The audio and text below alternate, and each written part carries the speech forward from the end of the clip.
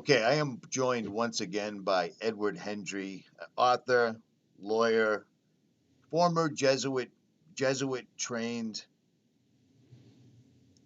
guy. I don't even know how to put that. I don't even know how to put that. And we were talking off air, and I thought, you know what, we might as well hit the button. Edward agreed. I'll be 51 in a week. So I've been around a good chunk of time. I've watched this place change, and I was a NASA fanboy since I was 9 years old. I remember being out in the backyard at 3 o'clock in the morning. It was cold out, looking through a telescope at Saturn. And apparently, much like Edward, when this flat Earth thing came around, I kept thinking to myself, here we go again. Here's another diversion to keep people from looking at the Twin Towers, from looking at the Federal Reserve, from looking at the false flag that started every single solitary war in the United States history.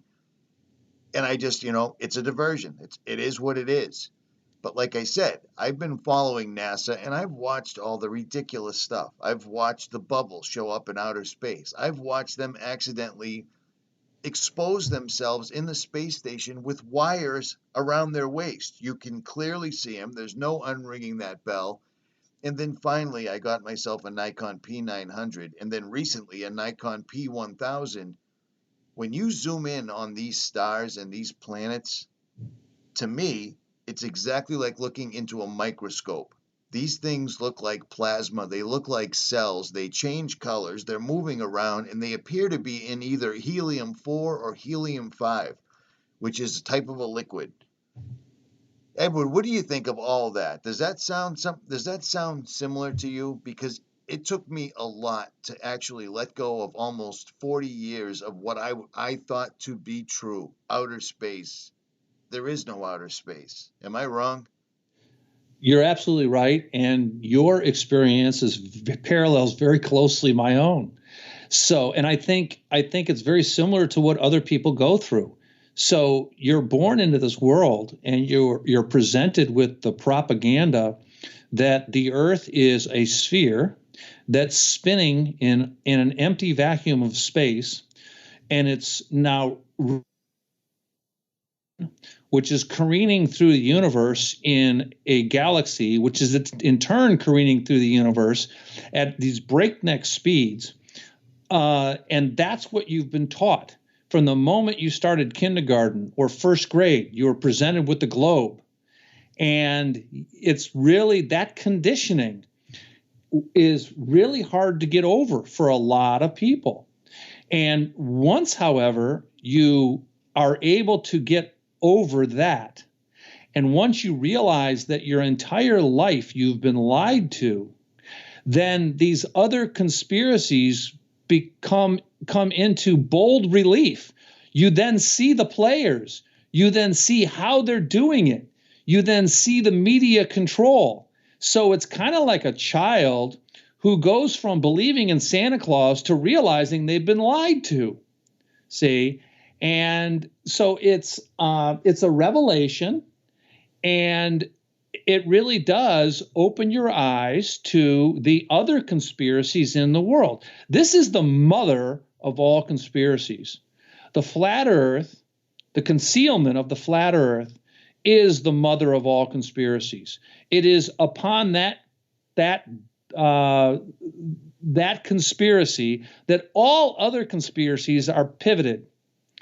If they can convince you that what you experience in everyday life is basically wrong, that when you're walking on the face of the earth, that the earth is stationary, and that the earth is flat, just as when you look across water you see it flat. But they can convince you, no, it's actually a big ball, and that you're actually spinning at the equator at 1,000 miles per hour. And then when you look up and you see the stars, and they say, oh, those stars are light years away, a light year being how far light can travel in a year, and light travels at 186,000 miles per second. Per second. Per second, yeah. And so, and they tell you these things, and then they can get you to believe something so outrageous, so outrageous. All other conspiracies are basically child's play. They can kill a president, and he can have an exit hole in the back of his head. And you can have eyewitnesses who say that there was an exit hole. And you can line them up, and we're talking physicians, nurses, people who saw his body, who said he had an exit hole in the back of his head. And yet, they can convince the people that, no, the shot did not come from the front. It came from the back, from Lee Harvey Oswald, the 6th floor of School Book Depository. They can pull that off, okay, simply by virtue of the amount of power and authority they have over the media. I mean, that, and by the way, conspiracy after conspiracy that you can prove very easily is a lie, it doesn't matter. It doesn't matter. The flat earth, you can prove the earth is flat. All the scientific evidence proves the earth is flat, see? But it doesn't matter because they have control over the organs of the media and education and religion and banking and industry. And so if you were to walk into work and announce that you believe the earth is flat, how long, if you were a teacher, how long do you think you'd be employed as a teacher? Exactly. We've seen that happen. We've seen that happen in real time with vaccines, with flat earth, with anything, but the flat earth is the toughest one for people to swallow. And let me interject here. I've read some of the comments and videos where I've mentioned the flat earth. I don't come straight out. I've made my point clear. People know where I stand. But people are under the impression, they'd say, Richie, you got to stop watching all those YouTube videos. Well, let me tell you, I didn't make my decision based on what somebody else thought. I went to the top of the mountains in the Colorados. I went to the highest mountains I could get to in the United States. And then from there, I launched a drone another half mile into the sky. And the horizon, every single solitary time without fail, came up to meet the lens of the camera. I live 75 feet from the Atlantic Ocean. There's a rock out in the ocean that's 2 miles offshore. And if you look at that rock standing directly dead nuts at sea level, the horizon, the ocean comes up to meet your eye in the back. I've pulled ships that were gone. They were over the horizon. They were gone. They're on their way to Europe. I've pulled them back with a camera. If the earth was truly round or spherical, none of those things could happen. And then when you start looking at the Michelson-Morley experiments and some of the other science that's buried, you start seeing that this has been an open secret for a long time. We're just the last ones finding out about it. Not to mention the railgun, the military recently released. The railgun would not work at all ever on a spherical Earth. So with that, I digress. That's right, because the railgun is electromagnetic. Boom. And all electromagnetic waves travel in a straight line. It would not work. It would not absolutely. It would go shooting off into the sky if it were real, and it doesn't. Yeah. I mean, just to give you an idea, this is very similar to the Loran. Okay, the old Loran that we used to have, which, by the way, all GPS is a fancy schmancy Loran. Right. So they call it GPS as though there's some kind of satellite. That's absolutely not true. These are ground-based radio towers that are being triangulated. So that's how you're getting your GPS. And in fact, XM radio and so forth, that's not satellite radio. That's the biggest scam. Those are all from cell towers. They're from towers. Did you see NASA's video they put out yesterday morning, the 3-minute self-congratulatory video where they kept saying over and over, we've gone to the heavens.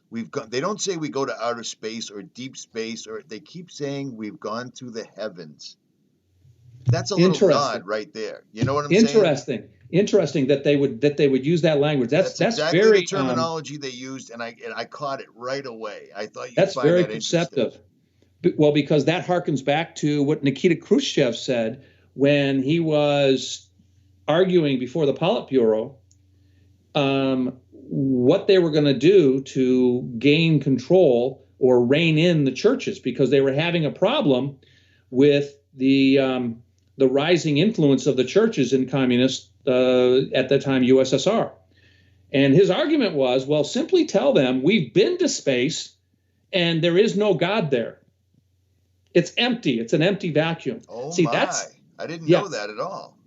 Oh yeah, that's the and see, by saying that, he kind of let the cat out of the bag. See, that's what they're doing with this idea of outer space.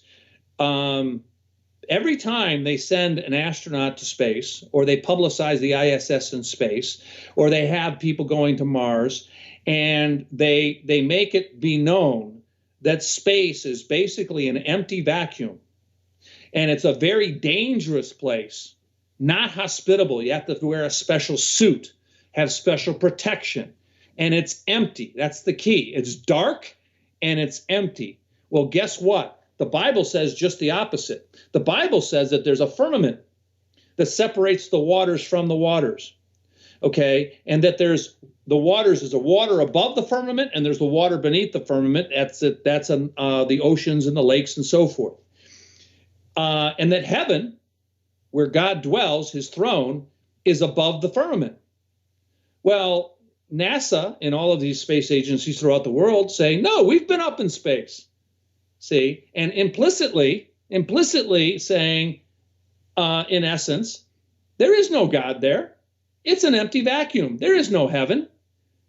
And so that falls right in very nicely with their idea of evolution, where we are not created, but we evolved from slime, okay, which, by the way, violates the laws of thermodynamics, where under the laws of thermodynamics, things go from order to disorder, whereas under the theory of evolution, that's reversed.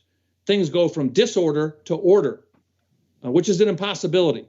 Well, it's a special type of evolution. It does two things, much like gravity repels and holds down at the same time. You know what I mean? There you go. It's a special Freemasonic Jesuit-based science that we're not privy to. Yeah, it's ridiculous. It's absolutely ridiculous. But the thing is, the kids are not taught to think. See, they are taught, they are being conditioned. This is a conditioning process in the school. They're being inculcated. Their values are being changed in the public school. And so in order to get the good grade, they have to regurgitate the lesson. They can't engage in thinking. So, for example, one simple example would blow the theory of evolution out of the water, because the theory of evolution is based on the premise that over a long period of time, see, it takes a long period of time, millions of years, for man to evolve. And so that's why you don't see evolution happening in a couple of hundred years. You need millions of years for things to go from disorder to order. Well, the problem with that is this. Let's say you had your name with one letter written on each separate card. You broke it up, and each card had one letter to your name, and you threw it out your bedroom window. All right? Now, it would be unlikely that as the wind scattered the cards that they would fall to the ground and spell out your name, right? Right. That would be unlikely. Well, the theory of evolution says, well, that's because you didn't give it enough time. What you should do is get up in an airplane and throw it out the window of an airplane. Now give it more time, and it will then spell your name when it hits the ground. Well, as you know, it would be less likely to spell your name, not more likely. It'll be more scattered, more chaotic over time, you see. And so what we see in our world around us refutes the theory of evolution. And by the way, we can use the same examples with regard to the flat earth. What we see around us refutes what they say. For example, let me give you an example that anybody can do this themselves and understand the lie that you've been taught. So the moon is supposed to be reflecting the sun, the light of the sun, right? Well, that's what they teach. But let me tell you, for $50, you can go buy, anybody can buy an infrared thermometer. Okay, and you can point it at an area of the ground, and the laser will hit the spot and show you that where you're measuring, and it'll give you the temperature of that location. All right. when the moonlight, you take a you I have a cloudless day, and when the moon is shining, if you take the temperature of whatever area it is in the shade of the moon, you'll find that it is actually warmer in the shade than it is in moonlight. That moonlight is actually a cold light. Now, we know that the sun is a warm light. Okay, so if you had the sun out and you take the temperature of an area in the shade, it will be colder than it would be in the sunlight. But it's just the opposite with the moon. Well, the moon cannot reflect a different light than that's coming off the sun unless the moon has its own source of light. It's not really a reflector. That it is its own source of light, just as the Bible says. It is a cold light. It's not reflecting the light of the sun. And so right there we know that the idea that the moon is reflecting the light of the sun is a lie. And by the way, check this out yourself. I've done it. You can do it. Anybody can do it. You'll see that the moon is not reflecting the sun's light. It is giving off its own light, just as the Bible says. It is the lesser light. It is a light, not a reflector. I found myself, you may have seen this story, but I found myself in the newspapers and tabloids all over the United Kingdom because they were laughing at me that some ridiculous conspiracy theorist in the United States thinks that the moon is only 4.5 miles away. Well, they were misquoting me, of course, but the fact that this video I did got so much attention, it started to make me think that I was on the right track. Mm-hmm. I took a Nikon P900 and I pointed it at a building in Boston that was 4.5 miles away. And then I pointed it at the moon that was up in the sky during the day. I could zoom in on the moon in far more detail than I could the Prudential building, which was only 4.5 miles away from me. And right there and then I started to figure it out, because without the camera, the moon appeared to be about the same size as the building did by eye. But once I zoomed in, I could zoom in on the shadows of the craters on the moon. And for somehow magically it's 250,000 miles away from me. I didn't buy that whatsoever at all. And once you throw in the daytime eclipses, when the sun and the moon are in the same spot in the sky, and somehow the sun goes completely dark, it throws away the entire theory that science taught me my entire life, that the earth was getting in the way of the sun and somehow blocking things out. You know what I'm saying? Right. I don't have it up in front of me right now, but I'm showing the graphics of it. It's pretty amazing. Yeah, you're talking about the daytime eclipse? Yes. Yep. Yeah, it's an impossibility. And you'll also notice that the shadow for the daytime eclipse is at the top of the moon. Right. It makes zero sense. Yeah. Then you bring go ahead. You bring up the Michelson-Morley, the interferometer that they used. These guys were trying to they weren't trying to prove anything. They were trying to gather information on exactly what speed the Earth was going, and it's not going any speed at all. And you'd think that scientists would have, they would have spent bazillions of dollars proving the exact speeds. And instead, all we have is theories. It amazes me how theories have suddenly become science. They're not tested. They're not provable. You can't redo them in a controlled environment. It's simply and only a theory. Gravity, evolution, Big Bang, all these things. When did that happen? Well, interesting that the Michelson-Morley experiment basically established that the Earth is stationary, okay? And it threw the scientific world into a tizzy. So they did this experiment around 1887. And they did not have, because Michelson-Morley, Michelson was probably the foremost physicist of his time. He had an impeccable reputation. And his experiment was impeccably done. He used an interferometer, and they could not refute his results. He published his results. He explained his methodology, and they were scratching their head, and they're going, well, that can't happen if the Earth is spinning at 1,000 miles per hour. It simply can't happen. And so they didn't know quite what to do. And so Einstein came along with his theory of relativity. And Einstein simply postulates the theory that, and he never mentioned, he always tried to avoid mentioning the Michelson-Morley because they could not let it be known that the theory of relativity was being trotted out to address Michelson-Morley, because then the jig would be up. They're saying, oh, this is just a theory to address. So they had to, he actually pretended he was unaware of the Michelson-Morley experiment, which is really hilarious because it was the talk of the entire scientific community at the time. So anyway, Einstein comes up with the theory of relativity that light can neither increase or decrease.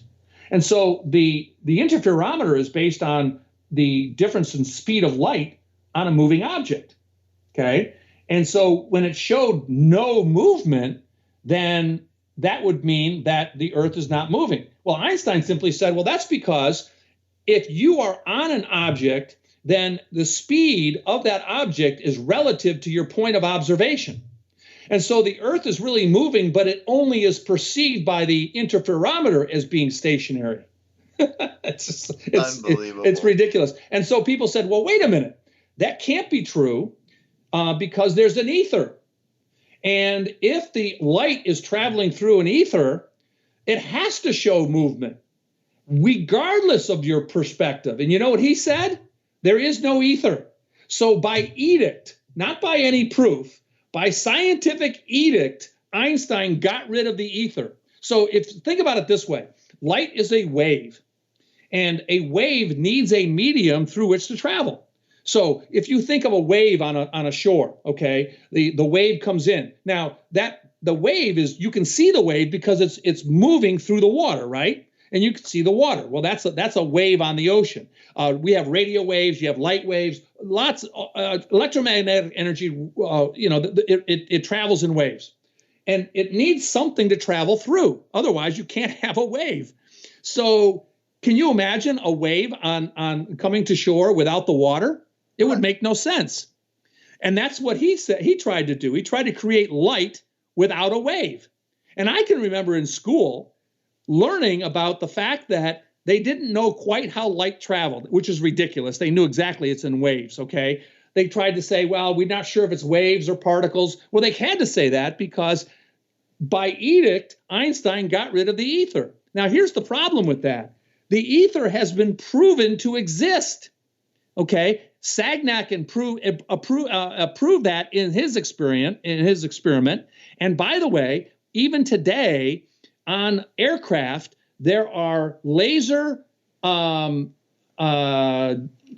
gyroscopic compasses that only work if there is an ether. So there has to be an ether for them to work. If there is no ether, they do not work because they function on the same principle, interestingly enough, as the interferometer that Michelson-Morley used. So it's the light shift based on the difference in speed of light in the ether. So isn't that interesting? It is. So the very instrument that they use today for compasses is based on the Michelson-Morley principle, which showed that the Earth does not move. One of the main points that you used in your book, and a lot of people use this because it's a huge deal, is the North Star. Yeah. You want to talk about that and remind me that I have a question on the North Star. I just want your opinion on it, but go ahead. Okay. Well, the North Star is supposed to be over our it's Polaris, okay, and it is due north. It is due north, always due north. Never deviates, okay? But yet we have the Earth, okay, that is traveling at 66,600, interesting number, isn't it? 66,600 miles per hour around the sun, while this North Star, which is many light years away, all right, is fixed, okay, over the supposedly North Pole, what the North Pole of this spherical Earth is, and the sun is also at the same time, okay, traveling through the Milky Way at approximately 500,000 miles per hour. So we have this simultaneously, the Earth going around the sun going through the Milky Way, and the Milky Way itself is also traveling at a speed of between 300,000 and 1,340,000 miles per hour through space. While all of this is happening, the North Star remains fixed many, many light years above our North Pole. Now, is that silly or what? And there's hundreds and hundreds of videos of real photographers, real professional photographers that are catching the North Star in slow time lapses, and it stays directly fixed in the center. That's right. Now, That's I've right. seen lots of things moving around in the night sky. I've done hundreds of nighttime videos, especially lately because it's freezing out, but you're getting really good footage. The stars, the planets, everything that NASA shows us, first of all, there is always a disclaimer that it is computer generated. Every time. What we're actually catching with video cameras is what it actually is. These are some sort of energetic, plasmatic balls of energy or luminaries that are moving around up there. I've always wondered if the North Star might have been God. I don't know if that sounds ridiculous or not, but it's the only one that doesn't move whatsoever at all. Do you have any idea on that? Have you ever thought about that? I'd have to do more research, more biblical research on whether stars are angelic beings or not. I know I don't believe the star would be God, and the reason I say that is it's created. So God created the sun and the moon and the stars. Good answer. So, good answer. And so it can't be God because it's created. All right. Well, let's go to another one, and now this is a real telltale. And it's the Challenger explosion and the deaths of all of those people that are somehow have identical twins that never spoke at their funerals. That's the big one. If these people truly did have identical twins that are, doctors and lawyers and teachers all over the country that look identical because they're identical twins, why didn't any of these people speak, give the eulogy, anything at their funerals? But they're still alive today. Think about that. Wow, If that any is of such that a were brilliant. True, right? I've never made that a is video. Such a brilliant observation, Richie. Oh my goodness. Not one of them. That's the story. They have the same names. They have the same facial features, the same space between their bridge of their nose, their eyebrows, the same hair, the same everything. These are identical twins, mind you. The bond between them is closer than any other humans on the planet, but yet not one of those identical twins showed up to give a eulogy or even say a prayer. Nothing. That is a brilliant observation. And until you said it, I'd never thought of that. I've never said it before until just now. Wow, that is brilliant. Now the trick is, all right, let's find evidence of that. You know what I mean? I've looked. I've spent the last couple of weeks since I started listening to all your podcasts and videos. I've spent the last few weeks, and there's nothing. There's absolutely nothing.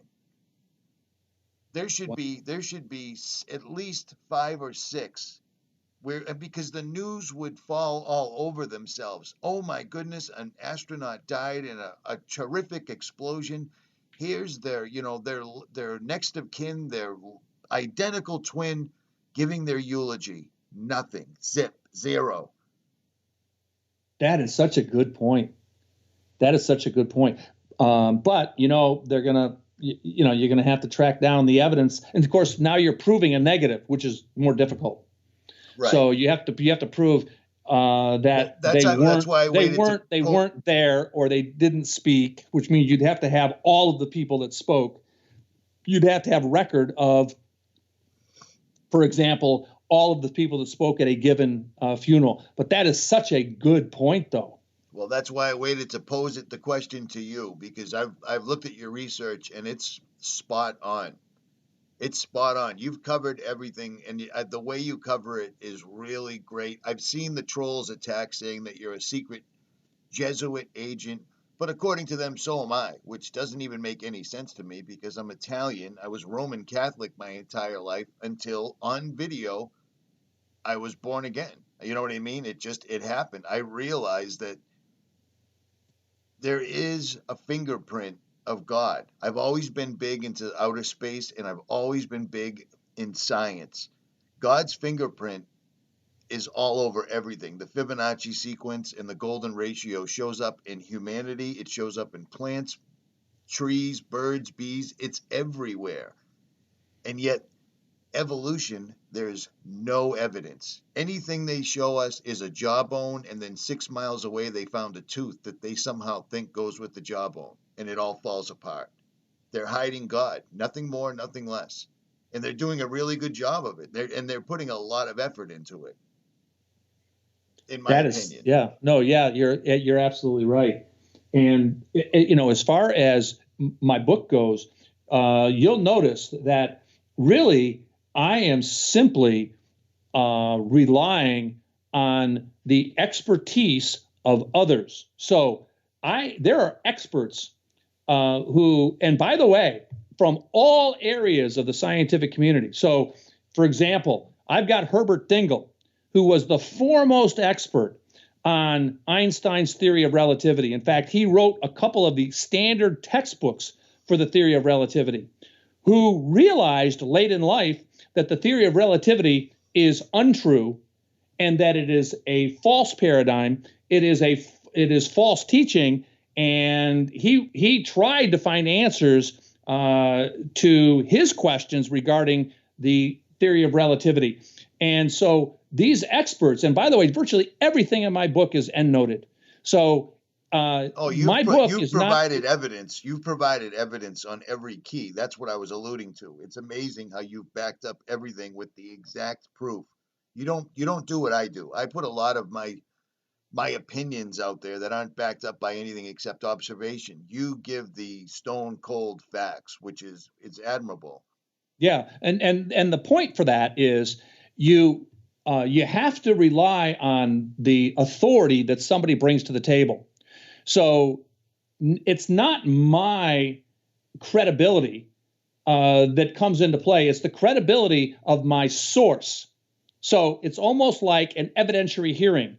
You have somebody on the stand, and they're now testifying to what they saw, to what they perceived, and their credibility. It's not the lawyer who's asking them questions. It's not me who's writing the book. It is, I am telling you what the experts have said. And if you want to question what I'm saying, you can go to my source and you can look at my source. See, people should not believe something just because someone says it. Right. They should look at the authority that person brings to the table. Okay, so you can look at, for example, my calculations. I show you my calculations. I compare my calculations to the Pythagorean theorem. I show you how specifically I come to certain conclusions. I show you the source for the photographs, where you can find them. Okay, so I go to NASA. I show you the source for NASA videos, NASA photographs. Okay, so that you can see. If you question my conclusion, go to NASA. Ask them, why are they doctoring these photos? Why are they pasting a picture of the Earth, in a black background to make it look like it's in outer space when in fact it's being pasted there? And I show the evidence and how I came up with that evidence, see?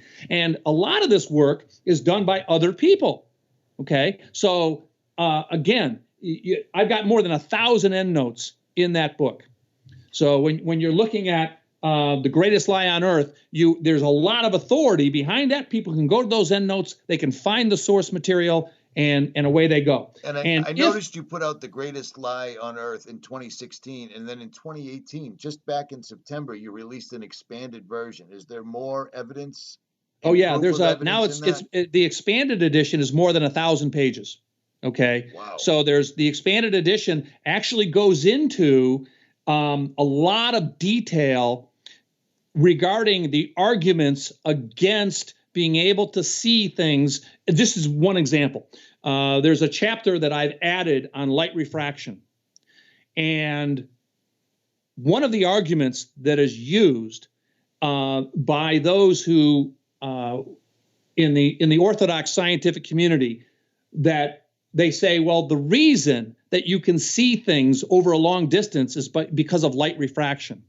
Well, what I prove, and you can check it out, what I've been able to prove is that actually light refraction, in a typical sense, works against being able to see things at a long distance. That is, it makes things, light refraction makes things less visible over a long distance. And I show that in that chapter on light refraction. And it basically, the only argument they have for the visibility of these landmarks that should not be visible above the horizon, it basically crushes their only argument against it, and that is light refraction. They've got it backwards. They are deceptive. They are being deceptive, and I've caught them time and time again in their deception. And I cite the authorities that say that you can see things. I prove that, in fact, no, that's wrong. Okay. It amazes me that you can show people the actual paperwork, the redacted paperwork, everything involved with Operation Paperclip, and how NASA was staffed with not only Nazi scientists, but Nazi SS officers that were scientists, and how Disney basically showcased one of them, von Braun, all the time. And then the Bible verse that von Braun's family decided to put on his headstone, where God spreads out the firmament like glass. It's also very telling. You know what I'm saying? Yes. Honestly. Oh, yes, yes. You know, they take the most deceitful, hated people, the Nazi soldiers, and then they staff, America's beloved, most truthful corporation, NASA.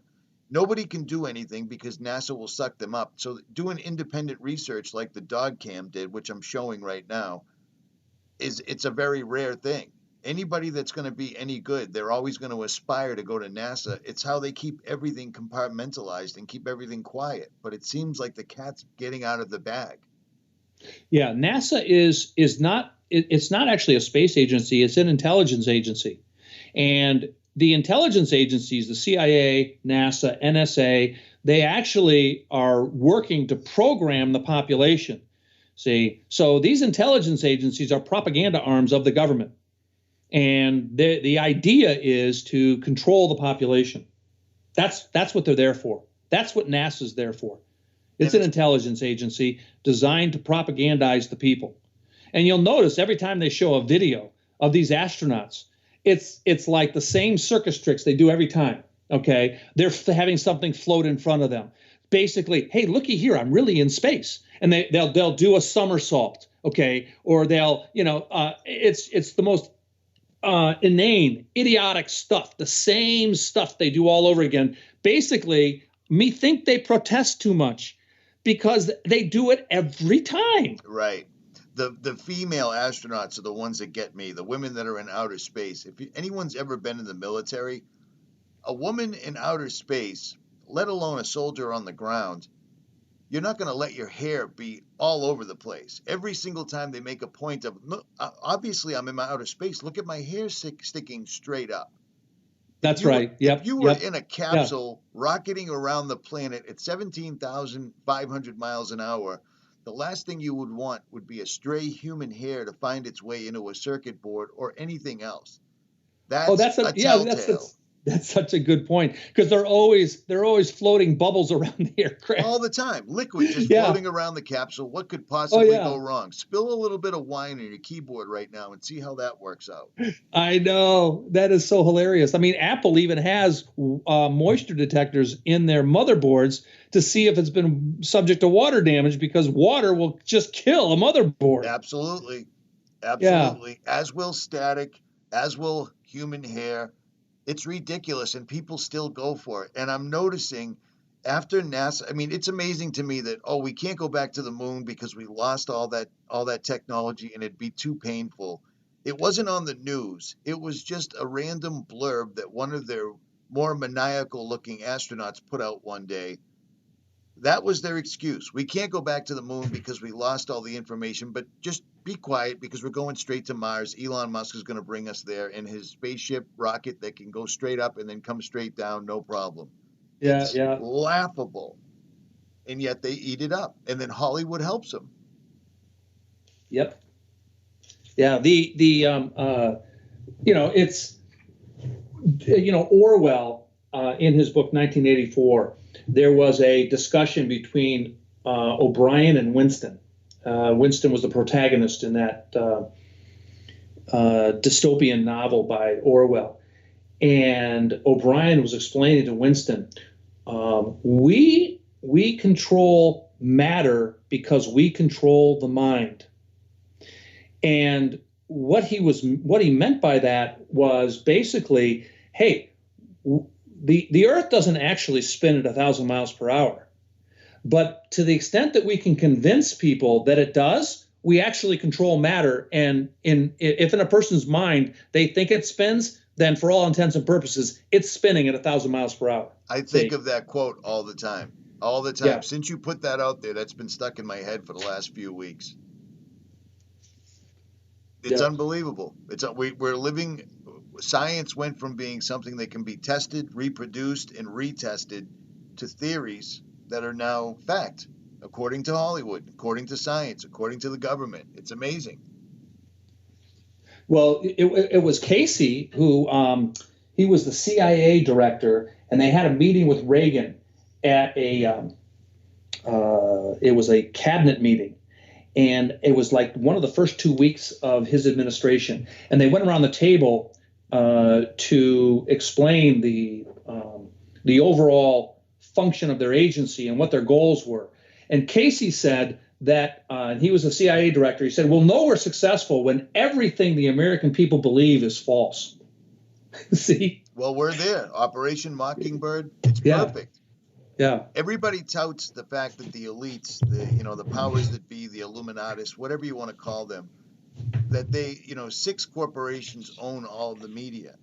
Well, that's old news. That was out about 10 years ago. I would have to hazard a guess that probably 1 or 2 own everything now, because it's all Mockingbird. It's all parroting the same same story every single time. I think they're just waiting for us to die off, because I don't have a lot of faith in the children that are coming up right now, because they're growing up godless. They're growing up with the sodomites being in control of everything.